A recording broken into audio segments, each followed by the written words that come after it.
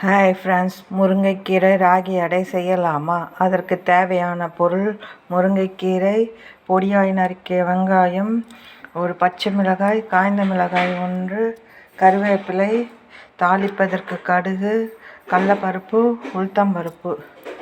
ராகி மாவு 1 class ragi மாவுனா 3/4 class தண்ணி ஊற்றிக்கணுங்க. எண்ணெய் காய்ந்ததும் சிறிதளவு கடுகு சேர்த்து பொரிய விட வேண்டும். பிறகு சிறிதளவு கடலைப்பருப்பு, சிறிதளவு உளுந்தம்பருப்பு, கருவேப்பிலை சேர்த்து செவக்க வறுக்க வேண்டும். பச்சை மிளகாய், காய்ந்த மிளகாய் சேர்க்க வேண்டும். பிறகு வெங்காயம் சேர்க்க வேண்டும். வெங்காயம் பொன்னிறமாக வறுக்க வேண்டும். பிறகு முருங்கைக்கீரையை சேர்க்க வேண்டும். நன்றாக வதக்கவும். பிறகு தேவையான அளவு நீர் ஊற்றவும். தேவையான அளவு உப்பு சேர்த்து கொதிக்க விடவும். தண்ணீர் நன்றாக கொதி வந்தவுடன் ஸ்டவ்வை அணைத்து விட வேண்டும்.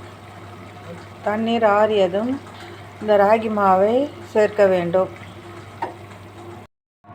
தண்ணீர் நன்றாக ஆறியதும் இந்த ராகி மாவை இதனுடன் சேர்த்து நன்றாக கலக்கவும். மாவு இந்த மாதிரி கெட்டியாக வந்திருந்தாங்க. இந்த மாவை சின்ன உருண்டையாக எடுத்து ஒரு பாலித்தீன் கவரில் தட்டி கல்லில் போட்டு எடுக்கணுங்க. இந்த பாலித்தீன் கவரில் சிறிதளவு எண்ணெய் ஊற்றி நல்லா தடவினாங்க. பிறகு இந்த கேவுரு மாவை வைத்து தட்ட வேண்டும்.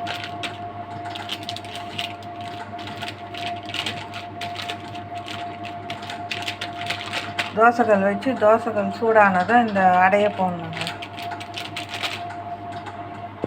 தோசைக்கல் காய்ந்ததும் அடையை இந்த மாதிரி பாலித்தீன் கவர்லேருந்து எடுத்து தோசைக்கல்லில் போட்டுக்கணுங்க. பிறகு சிறிதளவு எண்ணெய் ஊற்றணும். எண்ணெய் ஊற்றி நல்லா சிவக்க விடணும். நல்லா இந்த மாதிரி சிவக்க விடணுங்க. நல்லா கிறிஸ்பியாக இருக்கும் இந்த அடை. முருங்கைக்கீரையும் கேவுரு மாவும் உடம்புக்கு நல்லது.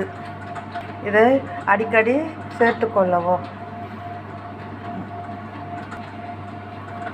முருங்கைக்கீரை ராகி அடை ரெடி. பிடித்திருந்தால் லைக் பண்ணுங்கள், ஷேர் பண்ணுங்கள், சப்ஸ்கிரைப் பண்ணுங்கள். வீவர்ஸ் சப்ஸ்கிரைப் பண்ணுங்கள் அடுத்த வீடியோ போடுவதற்கு.